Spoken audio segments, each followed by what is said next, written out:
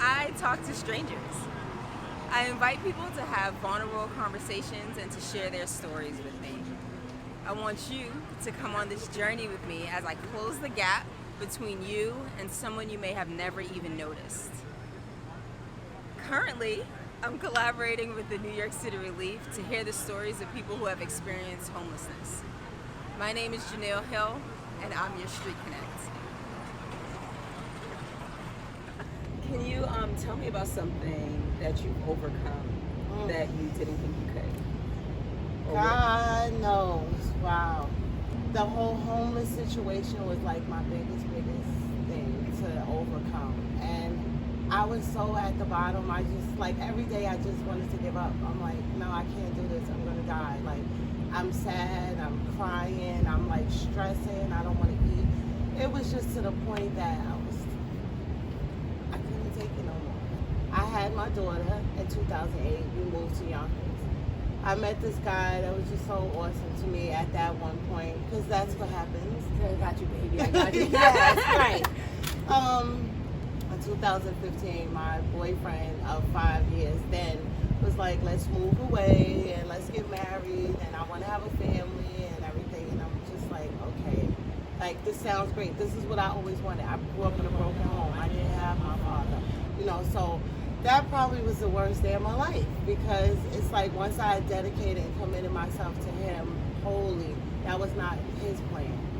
So in December, I found out I was pregnant, 7 weeks pregnant with my daughter, which is now 3 years old. I found out about December 12th. He was gone December 31st, like gone. I woke up one day, Sunday morning, I wake up and everything is gone. He took stuff too. Everything out the house, everything that was his, down to like the TV, the radio, the car. It was just like me. He didn't even say nothing. He just dipped out. Just left. He finally I can't even right now. Girl, I was just like in all types of awe, crying. Like, I just didn't understand what happened. So I called he calls me about 8 o'clock that night, and he's like, oh, I'm in Jersey and I'm going back to New York. I can't take it down there. And I'm like, how do you just up and leave me like that? Like, you didn't give me a chance to say nothing. Like, you just left. So. And he was already in Jersey? So that means you just kept going. Like, you didn't say, you hopped in the car, you didn't even go to the McDonald's, you didn't get no breakfast, nothing. You just kept on. Straight to Jersey, girl. But now it's probably been like a week. Right. And I'm trying to still figure out. I'm going to like Catholic charities. I'm trying to get all the charities in Richmond, Virginia to help me to stay in my home. I'm having this baby. I don't know what to do. Like, it was just so confusing. And this one door after another just closing in my face, closing. I'm like, what? Like, God, what did I do? Like, why? And we took a one-way ticket back to New York. I said, I'm going back to New York, and that's it. It was hard, like really, really hard. I had friends along the way that would let me stay in their home. But, after a while, it's like people want their privacy. Like they give you little signals, and you either got to know that you're taking up too much time, you got to go. So at this point in time, now I'm about 3 months pregnant, and my daughter, I have my 9-year-old still. This is before her father took her. We come back to New York together, and I'm like dragging her with me. Train stations, people's house, outside the park, like everywhere that you could possibly. I felt like crap as a mom, because I wanted to make sure that she has somewhere to go, and then she's looking up to me like, Bobby, what are we doing? I'm chasing some man that don't even care about me. So her father, thank God for her father, he calls and he's like, listen, I'm going to take Jada until you get yourself together. Like, go get yourself together. I'm coming for my daughter. So it hurt me to let her go, but I'm like, she has to go. Like, I can't keep dragging her through this. My aunt, at this time, my aunt was homeless. She had went to the relief bus. She kept telling me, she gave me a card. She's like, go to this relief bus. They're going to help you. Like, they'll feed you, if you got to go to the doctor. Because, I wasn't going to the doctor. I wasn't doing anything. I just wanted to my husband back. Like, maybe I was stupid. Yeah, like, so I remember it was Friday. I see everybody standing on the line. I'm like, what? I'm going to this line. Like, what am I going to do? Now I'm getting big. Now I need to see a doctor. Now I need to eat. I need to make sure I'm good. We go, and I'm just on that line and I'm crying to the ladies, and she's like, come inside the bus. You know, yeah, I'm hot, I'm sweaty. She's just like, you need to eat, you need to relax. And I'm telling her, she's like, we're gonna pray for you at first. And she's like, I'm telling you right now, a year from today, you're not gonna be in the same place. Like, you're gonna have more, you're gonna be better. She was like, you have to bring it in your heart and speak it and know that, you know, God got you. Like, have faith, have faith. And I'm just sitting there like, I am, but you know, deep down inside, you don't feel that at that point in time, because it's just like, when the hell is it gonna stop?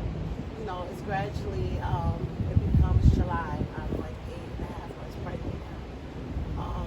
My husband's not answering the phone. Doctor's appointment, I'm calling, he's not answering. Same day that my husband's not answering his phone, I'm just so pissed off. So Jada comes back. Yeah, my mom calls. I said, Mom, let me hold your car. Me, my best friend, the baby, my daughter, and my mother gets in the car. We're driving. Yeah, I already know. It's just like, you already know you're about to ride out. Girl, okay. We go up there. I'm riding around to every spot that I know. So as we're getting on the highway, it's like a motel on the highway. I said, let me go to this hotel. Something just said, let me go. Girl, I go, his car is parked right inside that hotel. From that point, it started. I started rebuilding my own self-esteem. They gave me pamphlets from the relief bus. Every day I'm reading the pamphlets. I'm like talking to God. Now I'm accepting all my wrongs. Whatever I did, God, I'm sorry. Forgive me. You know, now I'm starting to really have an understanding, like, maybe if I let all this go, I can finally get my blessing. I had her August 29th, 2016. I was still in the shelter.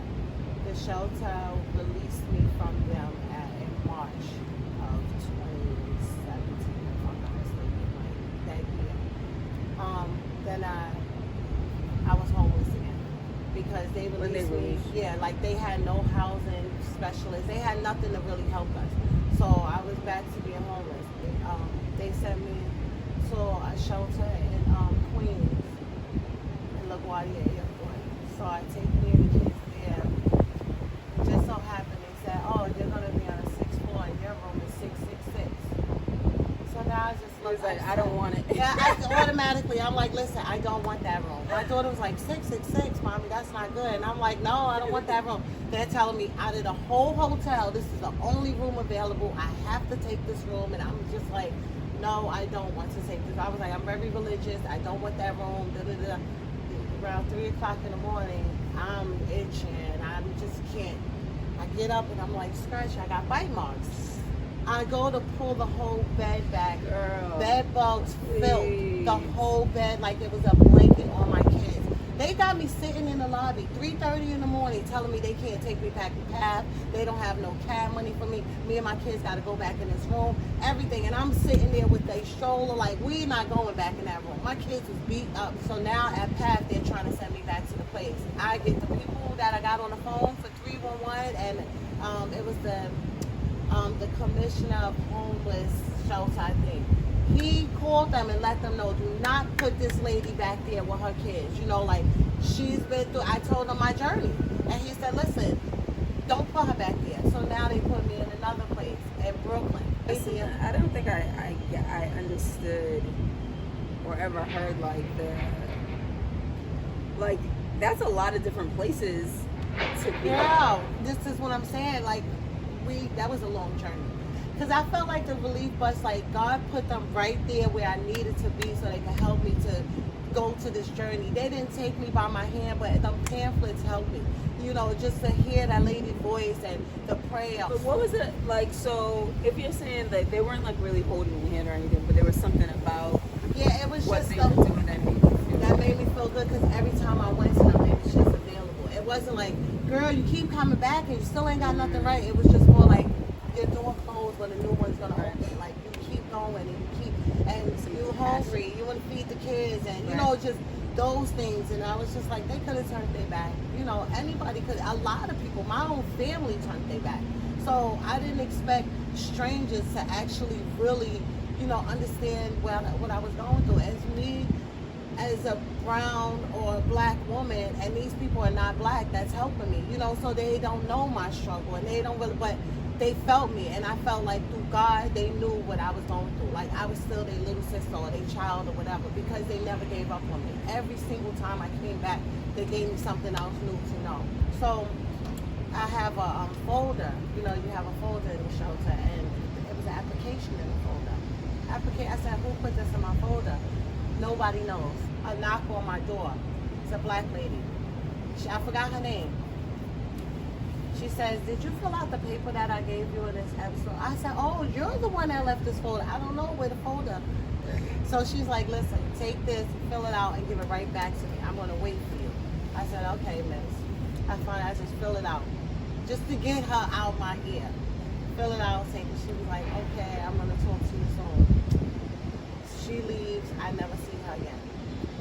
Wait, so that was the first time you seen her? You didn't see her before, and you never seen her again? She came that one time, never seen the lady again. I got down on my knees and I just prayed to God. And I really owned everything that I felt I blamed other people for. I owned it for myself. I said, I'm going to take it for myself. I'm going to own all my issues. I'm not blaming nobody.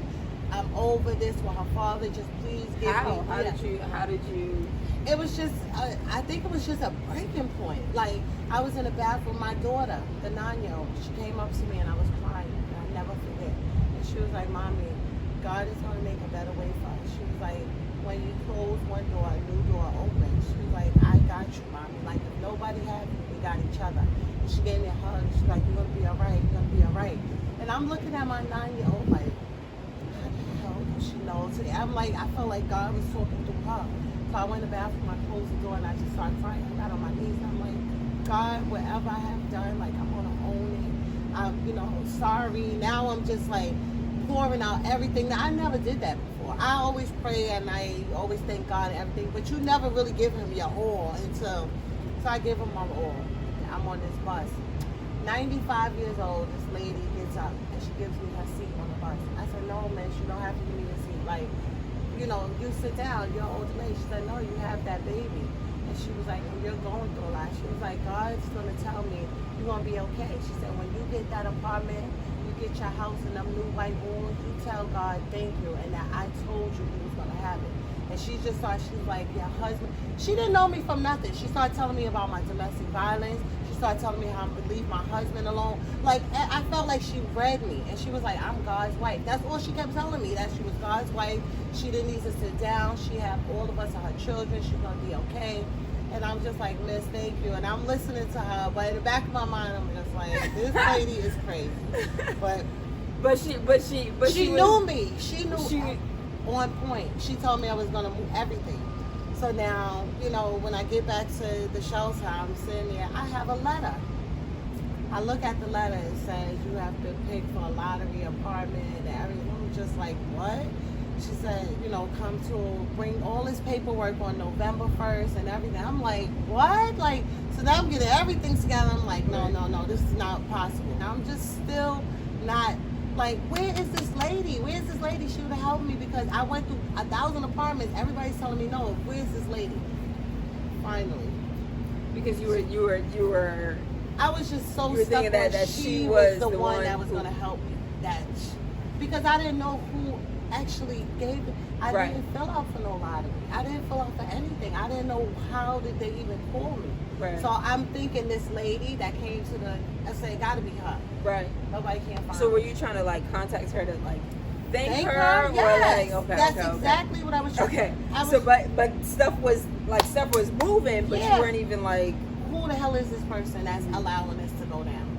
So she has this clipboard, and it has an address on the clipboard. It says 507 West Chelsea, and I'm just like, I said, is that the address I'm gonna go to? So she looks at the clipboard and she said, oh yeah, this is it. Yeah, you'll be okay. I walk over here and I see this building, and I see the doorman, and I see the pool, and I see all. So I'm like, wait a minute.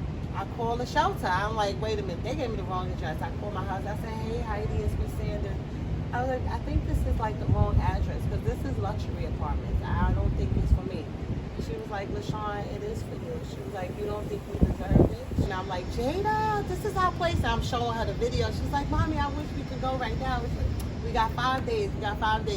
And December 15th, I was supposed to be ready at 8 o'clock in the morning. Girl, I was ready at 6 o'clock. Okay. I had my clothes downstairs, right. everything packed. When the people came, they said, we never seen nobody ready like this. I said, no. I've been ready. Yes.